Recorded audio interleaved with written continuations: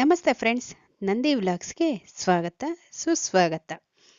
ಶುಕ್ರವಾರದ ವ್ಲಾಗ್ ಜೊತೆಗೆ ಹಾಗೆ ನಿಮಗೆ ಇವತ್ತು ರೆಸಿಪಿ ಕೂಡ ತೋರಿಸ್ತಾ ಇದ್ದೀನಿ. ತುಂಬ ಚೆನ್ನಾಗಿರೋ ರೆಸಿಪಿನೇ ಅಂತ ಹೇಳ್ಬೋದು. ತುಂಬ ಚೆನ್ನಾಗಿತ್ತು ಸಹ. ಹಾಗೆ ನಿಮಗೂ ಈ ವಿಡಿಯೋ ಮಾಡಿ ತೋರಿಸ್ತಾ ಇದ್ದೀನಿ. ರೆಸಿಪಿ ವಿಡಿಯೋ ತುಂಬ ಚೆನ್ನಾಗಿರುತ್ತೆ. ಈ ಸೀಸನಲ್ಲೇ ನೀವು ಒಂದ್ಸರಿ ಟ್ರೈ ಮಾಡಿ ನೋಡಿ. ಹಾಗೆ ಜೊತೆಗೆ ಶುಕ್ರವಾರದ ವ್ಲಾಗ್ ಸಹಿತ ತೋರಿಸ್ತಾ ಇದ್ದೀನಿ ವಿಡಿಯೋ ಮಾಡಿ ಚಿಕ್ಕದಾಗಿ. ಕೊನೆವರೆಗೂ ನೋಡಿ ವಿಡಿಯೋಗೆ. ಹಾಗೆ ನಮ್ಮ ನಂದಿ ವ್ಲಾಗ್ಸ್ಗೆ ಸಬ್ಸ್ಕ್ರೈಬ್ ಆಗಿ ವಿಡಿಯೋಗೆ ಒಂದು ಲೈಕ್ ಕೊಡಿ ಪ್ಲೀಸ್. ಹಾಗೆ ನಿಮ್ಗೆ ಇಷ್ಟ ಆದರೆ ಫ್ಯಾಮಿಲಿ ಫ್ರೆಂಡ್ಸ್ಗೆ ಶೇರ್ ಮಾಡಿ. ನೋಡಿ, ಬನ್ಸಿ ರವೆಯಲ್ಲಿ ಉಪ್ಪಿಟ್ಟಂತೂ ತುಂಬಾ ಚೆನ್ನಾಗಿರುತ್ತೆ. ಉಪ್ಪಿಟ್ಟು ಅಂದರೆ ಯಾರು ಇಷ್ಟಪಡಲ್ಲೋ ಈ ರೀತಿಯಾಗಿ ಮಾಡಿಕೊಡಿ, ತುಂಬ ಚೆನ್ನಾಗಿರುತ್ತೆ ಈ ಉಪ್ಪಿಟ್ಟಂತೂ. ಒಂದು ಗ್ಲಾಸ್ ರವೆ ತೊಗೊಂಡು ಈ ಥರ ಹದವಾಗಿ ಹುರ್ಕೊಂಡು, ಹಾಗೆ ಒಗ್ಗರಣೆಗೆ ಒಂದು 3-4 ಟೇಬಲ್ ಸ್ಪೂನ್ ಎಣ್ಣೆ ಸೇರಿಸ್ಕೊಂಡು, ಈರುಳ್ಳಿ, ಹಸಿರು ಮೆಣಸಿನ್ಕಾಯಿ ಸೇರಿಸ್ಕೊಂಡು ಒಗ್ಗರಣೆ ಮಾಡ್ಕೊತಾ ಇದ್ದೀನಿ. ಹಾಗೆ ತರಕಾರಿ ಬದನೆಕಾಯಿ, ಬೀನ್ಸು, ಹಾಗೆ ಹಿತ್ಕಿನ ಬೇಳೆ, ಕ್ಯಾರೆಟು ಎಲ್ಲ ಸೇರಿಸಿ ಸ್ವಲ್ಪ ರುಚಿಗೆ ತಕ್ಕಷ್ಟು ಉಪ್ಪು ಸೇರಿಸಿ ಒಗ್ಗರಣೆ ಮಾಡ್ಕೊಂಡಿದ್ದೀನಿ ಕಣ್ರಿ. ಈ ರೀತಿಯಾಗಿ ನೋಡಿ, ಮತ್ತೆ ತೋರಿಸ್ತಾ ಇದ್ದೀನಿ ನಿಮಗೆ. ಈ ರೀತಿಯಾಗಿ ಒಗ್ಗರಣೆ ಮಾಡಿಕೊಂಡ್ರೆ ತುಂಬ ಚೆನ್ನಾಗಿರುತ್ತೆ ಕಣ್ರಿ ಉಪ್ಪಿಟ್ಟಂತೂ. ಉಪ್ಪು ಸ್ವಲ್ಪ ಸೇರಿಸೋದ್ರಿಂದ ಒಗ್ಗರಣೆಗೆ ತರಕಾರಿಗೆಲ್ಲ ಚೆನ್ನಾಗೆ ಉಪ್ಪು ಹಿಡಿಯುತ್ತೆ.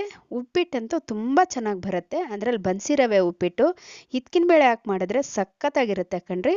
ಒಂದು ಗ್ಲಾಸ್ಗೆ 3 ಗ್ಲಾಸ್ ಅಷ್ಟು ನೀರು ಸೇರಿಸ್ಕೊಂಡು, ಹಾಗೆ ಸ್ವಲ್ಪ ರುಚಿಗೆ ತಕ್ಕಷ್ಟು ಉಪ್ಪು ಸೇರಿಸ್ಕೊಂಡು, ನೀರು ಕುದಿಯೋ ಟೈಮಲ್ಲಿ ಈ ರೀತಿಯಾಗಿ ಸಣ್ಣಗೆ ಹಚ್ಚಿರೋ ಕೊತ್ತಂಬರಿ ಸೊಪ್ಪನ್ನ ಸೇರಿಸ್ಕೊಂಡು, ನೀರು ಕುದಿಯೋ ಟೈಮಲ್ಲಿ ಈ ರೀತಿ ರವೆ ಹುರಿದಿಟ್ಟಿರ್ತೀರಲ್ಲ ಈ ರವೆ ಹಾಕಿ ಮೀಡಿಯಮ್ ಫ್ಲೇಮಲ್ಲಿ ಬೇಯಿಸ್ಕೊಂಡ್ರೆ ಆಯಿತು ಕಣ್ರಿ. ಮಾಮೂಲಿ ರವೆಗೆ ಎಷ್ಟು ನೀರು ಹಾಕ್ತಿರೋ ಇದಕ್ಕೂ ಅಷ್ಟೇ. ಆದರೆ ಈ ರವೆ ಅಂದರೆ ಬನ್ಸಿ ರವೆ ಉಪ್ಪಿಟ್ಟು ತುಂಬ ಚೆನ್ನಾಗಾಗುತ್ತೆ, ಉದ್ರುದ್ರಾಗುತ್ತೆ, ತಿನ್ನೋಕ್ಕಂತೂ ಸೂಪರಾಗಿರುತ್ತೆ. ಒಂದ್ಸರಿ ಟ್ರೈ ಮಾಡಿ ನೋಡಿ.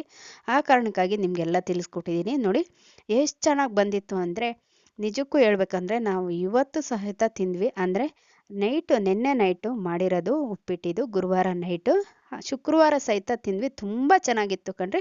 ಎಲ್ಲರೂ ಒಂದ್ಸರಿ ಟ್ರೈ ಮಾಡಿ ನೋಡಿ, ಹೇಗಿತ್ತು ಅಂತ ಕಮೆಂಟ್ ಮಾಡಿ ದಯವಿಟ್ಟು. ನಮ್ಮ ವಿಡಿಯೋಗಂತೂ ಒಂದು ಲೈಕ್ ಮಾಡೋದು ಮರಿಬೇಡಿ. ಹಾಗೆ ನೋಡ್ತಾ ಇದ್ದೀರಲ್ವಾ ಎಷ್ಟು ಚೆನ್ನಾಗಿ ಬಂದಿದೆ ಉಪ್ಪಿಟ್ಟಂತೂ. ಹಾಗೆ ಶುಕ್ರವಾರ ದಿವಸ ಬೆಳಗ್ಗೆ ಈ ರೀತಿಯಾಗಿ ಬಾಗಿಲಿಗೆಲ್ಲ ನೀರು ಹಾಕಿ ತೊಳೆದು ರಂಗೋಲಿ ಹಾಕ್ಕೊಂಡಿದ್ದೆ ಕಣ್ರಿ. ನೋಡಿ ಇಷ್ಟು ಮಾತ್ರ ಹಾಕ್ಕೊಂಡಿದ್ದೆ. ಇದು ಬಂದ್ಬಿಟ್ಟು 5ರಿಂದ 5 3 ಸರಿ, ಹಾಗೆ 3 ಚುಕ್ಕೆ ಮೇಲ್ಗಡೆ 3 ಚುಕ್ಕೆ ಕೆಳಗಡೆ ಈ ರೀತಿಯಾಗಿ ಈ ರಂಗೋಲಿನ ಹಾಕ್ಕೊಂಡಿದ್ದೀನಿ. ಹೆಂಗನ್ನಿಸ್ತು ನಿಮಗೆ ಈ ರಂಗೋಲಿ ಅಂತ ಕಮೆಂಟ್ ಮಾಡಿ. ಇಷ್ಟ ಆಗಿದ್ದರೆ ಇನ್ನೊಬ್ಬರಿಗೆ ಶೇರ್ ಮಾಡೋದನ್ನು ಮರಿಬೇಡಿ. ಹಾಗೆ ನಮ್ಮ ನಂದಿ ವ್ಲಾಗ್ಸ್ಗೆ ಸಬ್ಸ್ಕ್ರೈಬ್ ಆಗಿ. ಹಾಗೆ ರಂಗೋಲಿ ಎಲ್ಲ ಹಾಕಿ ಮುಗಿಸಿದ್ದೆಲ್ಲ ಆದಮೇಲೆ ಸ್ವಲ್ಪ ಟೀ ಕುಡಿಯೋ ಅಭ್ಯಾಸ ಅಲ್ವಾ, ಆ ಕಾರಣಕ್ಕಾಗಿ 2 ರಸ್ಕು ಟೀ ಜೊತೆಗೆ ರಸ್ಕು ಸೇರಿಸ್ಕೊಂಡು ಟೀ ಕುಡಿದೆ. ರಸ್ಕು ಎಲ್ಲ ತಿಂದು, ಹಾಗೆ ನಾನು ಬಜಾರ್ಗೆ ಹೋಗಿ ತರಕಾರಿ ಸಹಿತ ತಂದಿದ್ದೆ. ಹಿತ್ಕಿನ ಬೇಳೆ ಸಾರು ಮಾಡೋಣ ಅಂತ. ತುಂಬ ದಿವಸ ಆಗಿತ್ತು ಹಿತ್ಕಿನ ಬೇಳೆ ಸಾರು ಮಾಡಿ, ತುಂಬ ದಿವಸ ಆಗಿತ್ತು. ಅದಕ್ಕೋಸ್ಕರ ಚಿಕ್ಕಡಿಕಾಯಿ ಬದನೆಕಾಯಿ ತೊಗೊಂಬಂದಿದ್ದೆ. ಈ ರೀತಿಯಾಗಿ 30 ರೂಪಾಯಿ ರೀ, 1/4 kg ಅಂತೂ ನಮ್ಮ ಕಡೆ ಚಿಕ್ಕಡಿಕಾಯಿ ಅಂತೂ ತುಂಬ ರೇಟ್ ಆಗಿದೆ. ಜಾಸ್ತಿ ಇರಲಿಲ್ಲ, ಎಲ್ಲ ಕಡೆ ಒಂದೇ ಕಡೆ ಇತ್ತು.